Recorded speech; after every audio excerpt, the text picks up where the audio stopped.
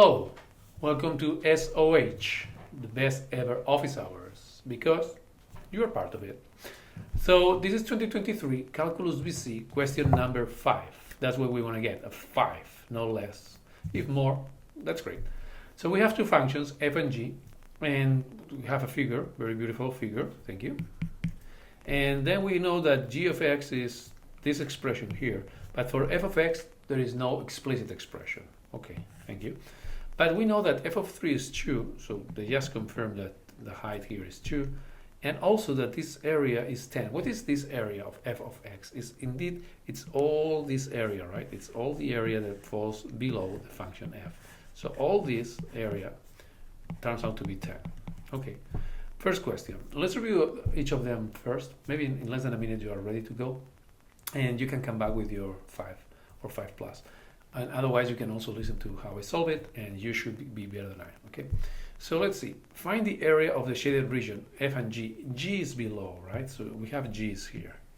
So basically this is going to be kind of the area between f and g is going to be f minus g, basically the area of f minus the area of g, right? This area of g here, if we subtract it, then we're going to get what they want, this shaded region here. Okay, great.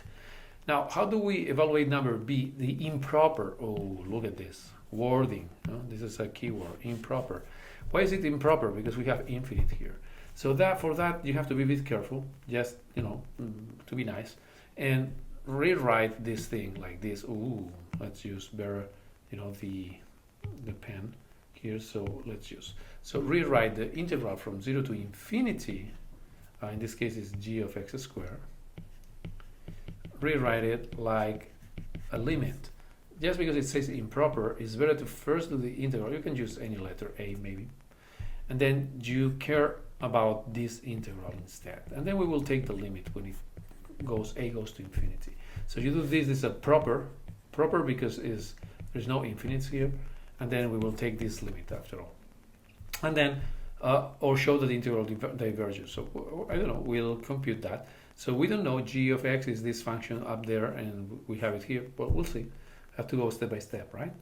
So, yep. Well, heads up if you want. So g of x for large x goes like, let's say, 1 over x. And then what we have later is that we are going to integrate g squared, so it's going to be like 1 over x squared, and the integral is 1 over x. So this looks like it converges, right? Okay, cool. This one wouldn't, because it would be like a logarithm. And then the last thing is to integrate this. This is very interesting that they ask about integrating this function here. Why is that? Well, the reason is that notice that what you have here is the product of hf prime. So it looks like, the integral like this, by parts. So you have to solve that by parts. So choose your u and your dv appropriately, and then you can do it. Okay, so try to do that. You're going to get an A++, okay, and come back. Now we are going to solve each of the problems one by one separately, and maybe add some more comments.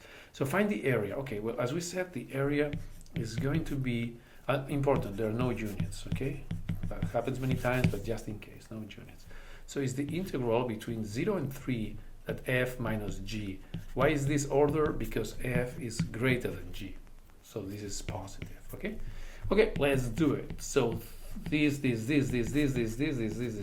Why am I doing this in this way? Because we don't have the explicit expression of f. They were telling us that you don't have the explicit expression of f. But we know that all this equals 10 according to the wording. So this is going to be 10 minus this integral. Now, how do you deal with this integral? You have to be a bit careful.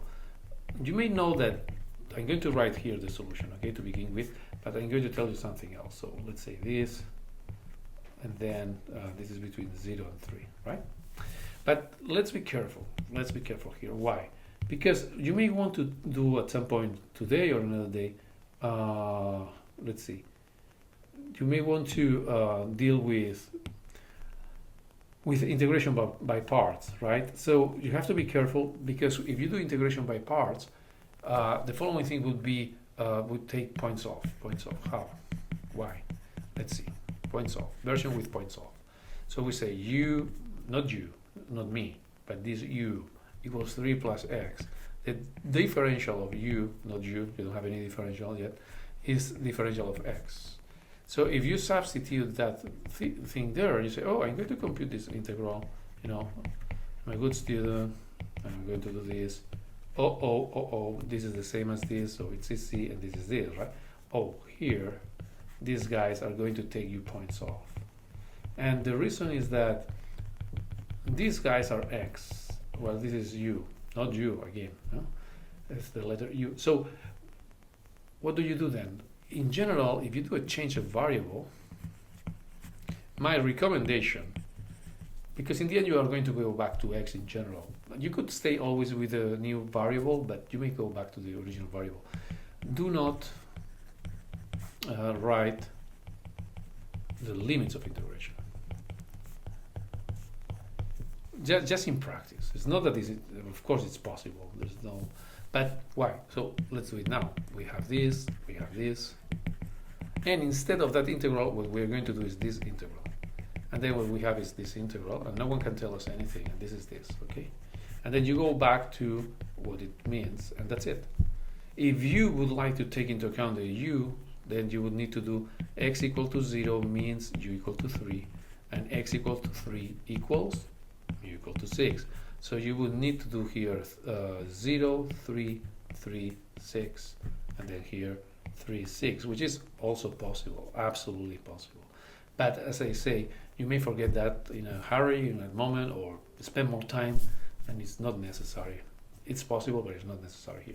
So in other words, if we are going to compute now the integral between 0 and 3 of dx 3 plus x, we have come to the conclusion that is this thing between x equal to 0 and x equal to 3, which is logarithm 6 minus logarithm 3, and it's always cool to write this like that, so logarithm 2.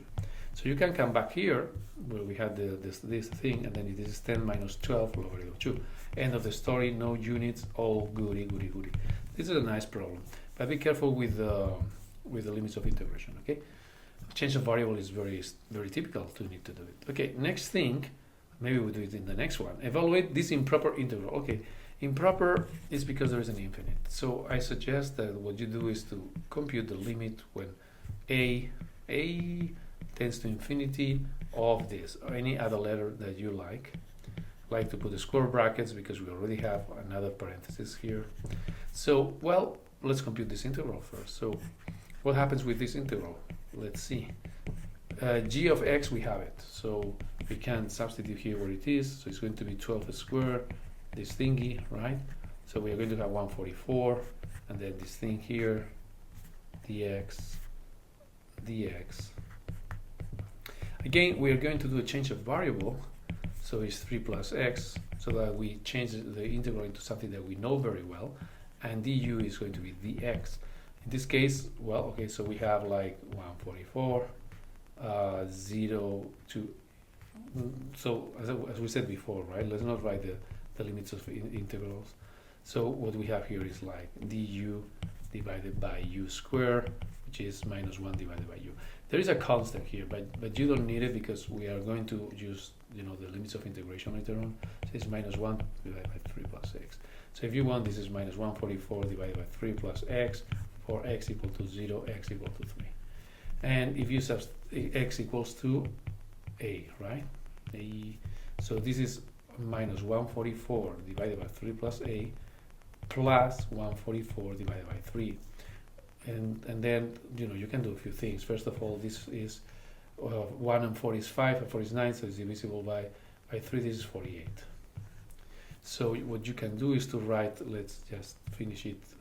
I mean, we don't really need we can go here up, right? So we can say that this is the limit when a tends to infinity to 48 minus 144 divided by 3 plus a. And when this goes to infinity, this is going to infinity, this is going to 0, so 48, and there are no units. So this is the answer, and everything is very well explained. So it converges to where we wanted. Remember that this goes like 1 over x squared if you integrate this 1 over x, and that converges. Okay, as far as you don't go to 0, but we start the integral here, well, is at 0, but it's 3, right? 3 plus 0 is 3. So if we were going to minus 3, it would diverge. Okay, that's very cool. What's the next thing? Well, that's kind of a, yeah, it's a cool problem in fact. So this reminds us of this formula. Huh? By parts, integration by parts. So let's choose our u and our dv. I mean, we have an f prime. That's probably, you know, what we need here. So f prime is going to be this. And then u is going to be x. But also, if you take the differential of u is differential of x, so you get rid of the x. And this integral by definition is f, right? So now you have to do this times this minus v times this. Okay, so well, we are doing pretty well here, and let's do it.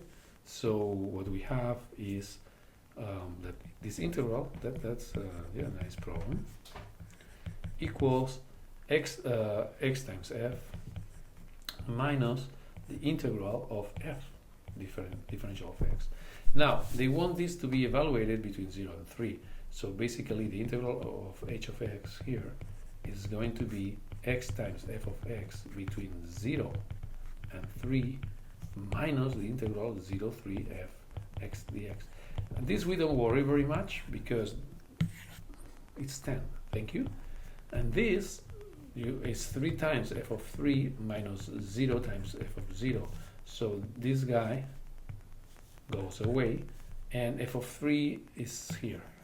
So this is 2. So it's going to be 6 minus 10 equals to minus 4. And that's it. Nothing else. This is great. There's not much to say. It was a nice problem. And yes, see you in the next one. Let's do this, you know, and you can try to do it as fast as you can. Next time, half time. Okay? See you soon. Let's do this.